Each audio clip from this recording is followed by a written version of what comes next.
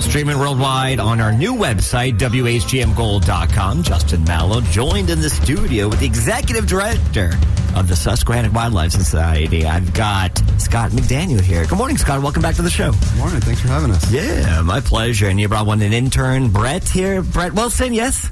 Good morning, Brett. Thank you so much for coming on the show today. Get a little closer to the microphone, Brett. Cool. How's it being an intern for Scott? It's been great so far. Yeah?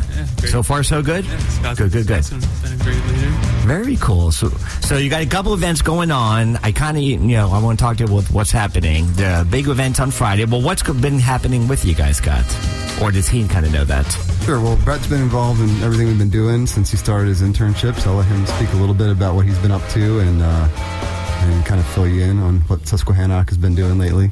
Yeah, so we've been really busy lately, making a lot of progress around the center.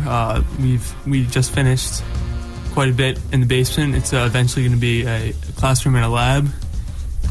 We're also working on turtle enclosure. We've been making a lot of progress lately, and we've been doing a couple of research projects.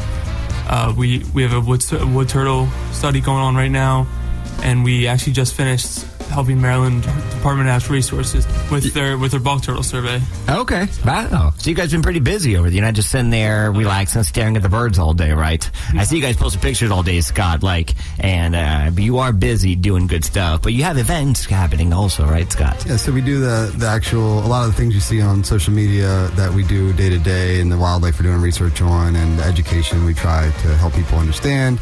Things like don't kill snakes, helping turtles cross the road to the side of the road they're heading towards, what to do if you find a baby animal. We've got a lot of calls recently about fawns wandering around people's backyards, and a lot of people end up kidnapping the fawns, we say, because when you see a fawn out by itself, you think it's been orphaned, but the mother doesn't tend to the baby usually until dusk or after dark. So unless it's crying out and has flies all over it and things like that, a lot of times the baby's actually okay, even when you see it out in the open. So we get a lot of calls, and luckily most of the calls we're able to talk people through the situation and help them out and let them deal with it on their own. They find a baby bird that fell out of its nest. Usually it's getting ready to flood, it's getting ready to leave. It's not quite there yet. Okay. So a lot of times we have people put them back in a box and let the mother tend to the baby until it's ready to fly off. Instead of taking it to a rehabilitator that has to take their time and money and try to heal this animal that didn't really need to be rescued in the first place. So a lot of it's us talking through and educating people. Very cool. And then if people have questions, they can find out the phone number directly on the website, SusquehannockWildlife.org. And to make that simple, it's on our Facebook page, Facebook.com/WHGMFM. Also a direct link to your Facebook page, and you can click on the events page to see what's going on. And Friday is you're making it Friday Firefly Day, seems like, right? Yeah, exactly. So we have a Firefly night hike and campfire at the Wildlife Center, which is still under construction, as Brett mentioned. But we're trying to do special events there to get people to come out and see our vision, see our progress, and also just enjoy this beautiful property we have. And we have a variety of habitats that provide really good diversity of wildlife. And we actually have fireflies there. A lot of people have commented that, hey, I don't see fireflies like I used to see. And the reason for that is the way we manage our yards usually. So keeping some piles of dead leaves and branches and debris, not using chemicals on your lawn, and things like that. And a lot of times keeping it where you only have lights come on. If people are walking around, the lights come on. Keep your lights off at night unless you need them. So that all those types of things tend to help nocturnal wildlife like fireflies, which are a bioluminescence beetle. As larvae, they actually crawl around in the grass, on the ground. So you see them flying around as adults. It is important to have your lawns maintained in such a way that it helps these really cool insects that we all grew up with, thrive. So we want to get people out to the Wildlife Center and see them. You can do some long exposure photography, which is really cool. If you've seen like star photography, very nice. You can do that with fireflies. And you leave your shutter open, and then you can actually get these little streaks of light. That is cool. And then we do a campfire, and we kind of talk about things, what we're doing, get some s'mores, and just have a nice night. Enjoy this at the start of summer.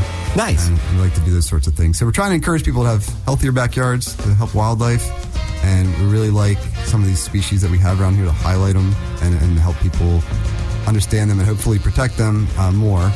And treat them nice, because I know as a kid, like, people collect these fireflies and put them in a jar, or people step on, these kids, I don't know if they still do it, but they used to step on it and watch their guts still glow, right? Yeah, I'll admit I used to do it, and we're a little You're looking back, we're a bunch of little jerks, you know. I know. I'm like, that poor Firefly. I don't want to do that Put to him in a him. jar for a few minutes and observe him. That's fine. We want kids to be up close. We don't want nature to be hands off. We want kids to enjoy it.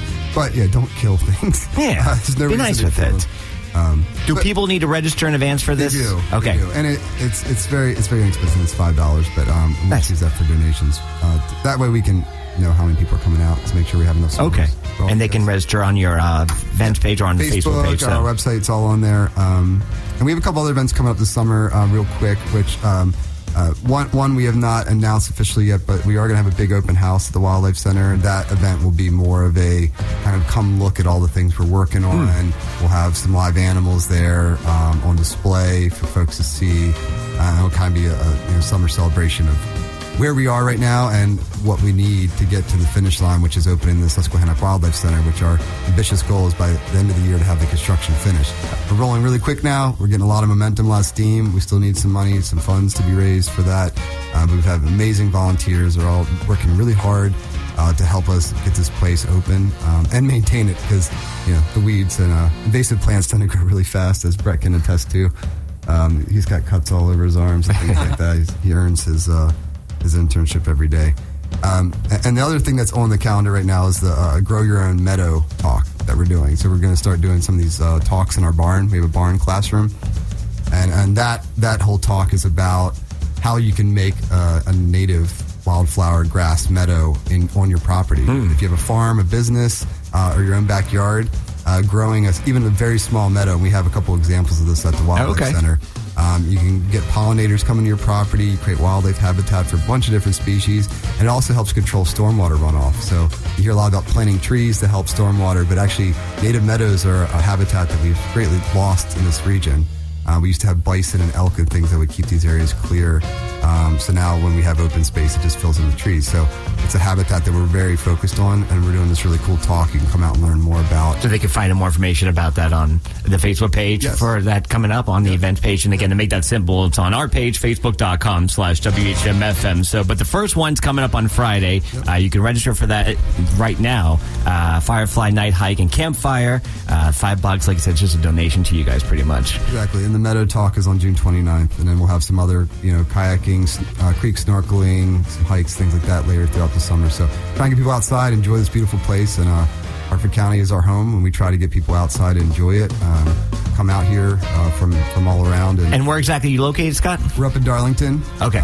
We're just above Deer Creek, near Susquehanna State Park, just west of it. So we've got a lot of beautiful surrounding areas, and we get people enjoying it. So they can come check it out. Very cool. Well, I do want to thank you for coming on the show. Intern Brett, thank you so much for coming on this show. Thank you for having us. Yeah. Let me know how Scott treats you, okay? Cool. Right. And Scott, thank you again for coming on the show. I really appreciate it, man. My pleasure. Thank you. And and good luck this Friday. More information, facebook.com/WHMFM.